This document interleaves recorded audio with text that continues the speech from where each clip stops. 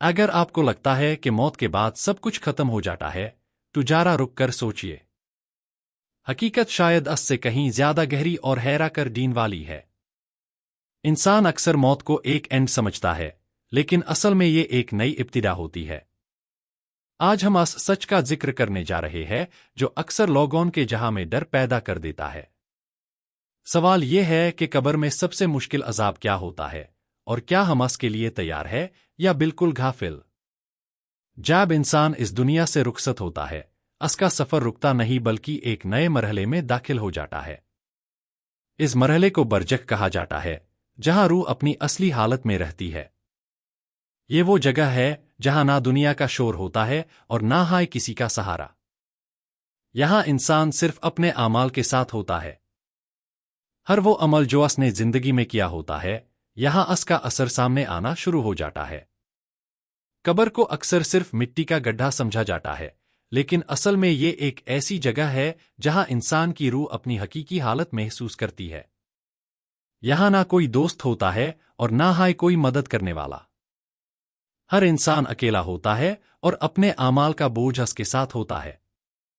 یہ تنہائی انسان کے لیے سب سے پہلا اور گہرا امتحان ہوتی ہے جو اس کی روح کو ہلا کر رکھ دیتا ہے۔ تنہائی اور اندھیرا قبر کے سب سے زیادہ مشکل پہلوؤں میں سے ہے۔ سوچئے ایک ایسی جگہ جہاں نہ روشنی ہو اور نہ ہی کوئی آواز، صرف گہری خاموشی اور اندھیرا ہو جو ہر طرف سے انسان کو گھیر لیتا ہے۔ یہ احساس انسان کے دل میں خوف پیدا کرتا ہے۔ اکثر لوگ زندگی میں بھی اندھیرے سے ڈرتے ہیں، لیکن قبر کا اندھیرا اس سے کہیں زیادہ سخت اور گہرا ہوتا ہے جو روح تک اتر جاتا ہے۔ روایات کے مطابق کچھ لوگوں کے لیے قبر کا عذاب اتنا سخت ہوتا ہے کہ انہیں سکون کا ایک لمحہ بھی نصیب نہیں ہوتا۔ یہ عذاب ان کے برے اعمال کا نتیجہ ہوتا ہے۔ ہر گناہ، ہر جھوٹ اور ہر ظلم جو انسان نے دنیا میں کیا ہوتا ہے، اس کا اثر یہاں نظر آتا ہے۔ یہ عذاب صرف جسم کو نہیں بلکہ روح کو بھی تکلیف دیتا ہے، جو انسان کے لیے سب سے زیادہ سخت ہوتا ہے۔ قبر کا تنگ ہو جانا بھی ایک بہت مشکل عذاب مانا جاتا ہے۔ روایات میں آتا ہے کہ کچھ لوگوں کے لیے قبر اتنی تنگ ہو جاتی ہے کہ ان کا جسم ڈوب جاتا ہے۔ یہ احساس اتنا سخت ہوتا ہے کہ انسان اسے برداشت نہیں کر پاتا۔ یہ صرف ایک فزیکل تکلیف نہیں ہوتی بلکہ اس کے ساتھ روحانی درد بھی شامل ہوتا ہے جو انسان کو بے چین کر دیتا ہے۔ جب انسان اپنی قبر میں ہوتا ہے اور اسے اپنے اعمال یاد آتے ہیں تو وہ لمحہ بہت ہی خوفناک ہوتا ہے۔ ہر وہ غلطی جو اس نے زندگی میں کی ہوتی ہے، اس کے سامنے آ جاتی ہے۔ یہ احساس کہ اب واپس جین کا کوئی راستہ نہیں، انسان کو اندر سے توڑ دیتا ہے۔ یہ ریگریٹ اور پچھتاوا روح پر گہرا اثر ڈالتا ہے جو کسی بھی عذاب سے کم نہیں ہوتا۔ قبر کا عذاب صرف جسمی نہیں ہوتا بلکہ روحانی بھی ہوتا ہے۔ انسان کو اپنے اعمال کا بوجھ محسوس ہوتا ہے جو اسے چین نہیں لینے دیتا۔ یہ روحانی تکلیف کبھی کبھی جسمی تکلیف سے زیادہ سخت ہوتی ہے۔ کیونکہ روح ہر چیز کو زیادہ گہرائی سے محسوس کرتی ہے، اس لیے اس پار ہون والا عذاب بھی زیادہ شدید ہوتا ہے اور انسان کو بے چین کر دیتا ہے۔ اگر کسی نے دنیا میں ظلم کیا ہو، جھوٹ بولا ہو یا لوگوں کا حق مارا ہو، تو قبر میں اس سب کا حساب شروع ہو جاتا ہے۔ ہر عمل کا جواب دینا پڑتا ہے۔ یہ احساس کہ اب انصاف ہو رہا ہے لیکن کوئی بچنے کا راستہ نہیں، انسان کو ڈر اور بے چینی میں مبتلا کر دیتا ہے۔ یہ ہے وہ سچ ہے جسے اکثر لوگ نظر کر دیتے ہیں جب تک دیر نہیں ہو جاتی۔ زندگی میں ہم اکثر اپنے اعمال کو ہلکا سمجھ کر اگنور کر دیتے ہیں، لیکن قبر میں ہر چھوٹی سے چھوٹی چیز کا حساب ہوتا ہے۔ کوئی بھی عمل چھپا نہیں رہتا۔ یہ احساس کہ ہر چیز ریکارڈ ہو چکی ہے، انسان کو اندر سے ہلا دیتا ہے۔ یہ سوچنا ہے کہ ایک دن سب کا جواب دینا ہوگا، انسان کے لیے بہت گہرا اثر رکھتا ہے۔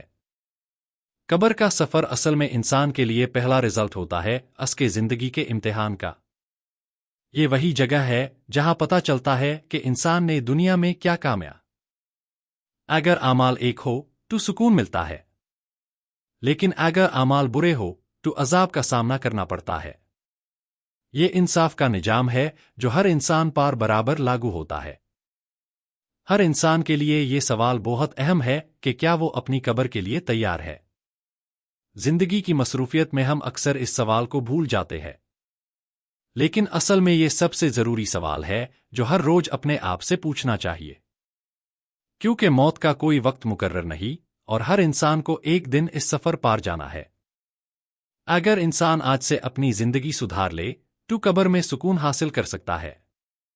یہ دنیا ایک موقع ہے جہاں انسان اپنے اعمال کو بہتر بنا سکتا ہے۔ ہر اچھا عمل اس کے لیے قبر میں روشنی کا سبب بن سکتا ہے۔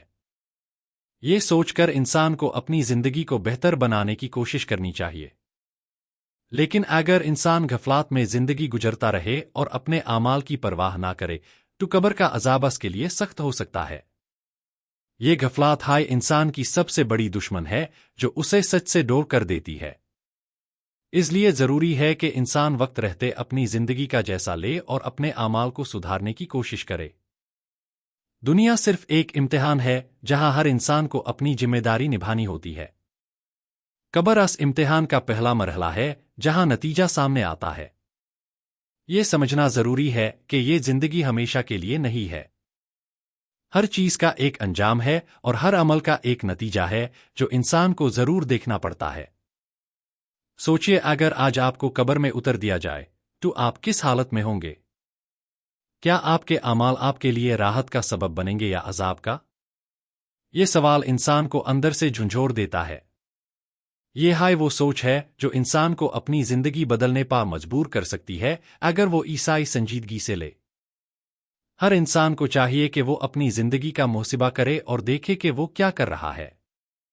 کیا اس کے اعمال اسے سکون دیں گے یا تکلیف؟ یہ سیلف ریفلیکشن بہت ضروری ہے کیونکہ اسی سے انسان اپنی غلطیوں کو سمجھ کر انہیں ٹھیک کر سکتا ہے اور اپنی زندگی کو بہتر بنا سکتا ہے۔ اس لیے آج سے اپنے اعمال سدھارنے کی کوشش کریں۔ چھوٹی چھوٹی آچائیاں بھی بہت بڑی تبدیلی لا سکتی ہے۔ ہر دن ایک نیا موقع ہے اپنے آپ کو بہتر بنانے کا۔ اگر ہم نے آج اپنی زندگی ٹھیک کر لی تو کل قبر میں سکون حاصل ہو سکتا ہے۔